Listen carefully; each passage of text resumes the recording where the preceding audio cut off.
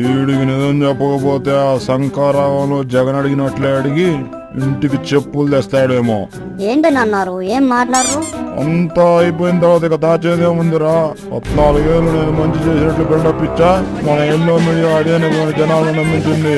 ఓహో, అందుకేనా 2019లో 23 సీట్లతో టీడీపీని చివరికి నాతో సహా మోహన్ గుర్తుపెట్టారు ప్రజలు.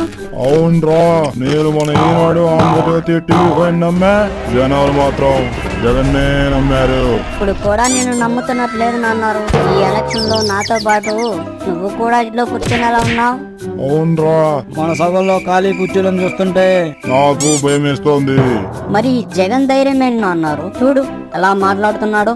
ఫ్యాన్ ఎప్పుడు ఇంట్లోనే ఉండాలి, సైకిల్ ఎప్పుడు బయటే ఉండాలి, తాగేసిన టీ గ్లాసు ఎప్పుడు సింక్ లోనే ఉండాలి. భలే చెప్పాడు కదా అన్నారు. ఏంట్రా పప్పు మతిపోయిందా? బుర్ర తక్కువ ఎదవా. జగన్ అంత క్లియర్ గా చెప్పాక కూడా నీకు అర్థం కాలేదని అన్నారు. ఆగాగు, మళ్ళీ పెడతా చూడండి. ఫ్యాన్ ఎప్పుడు ఇంట్లోనే ఉండాలి, సైకిల్ ఎప్పుడు బయటే ఉండాలి, తాగేసిన టీ గ్లాసు ఎప్పుడు సింక్ లోనే ఉండాలి.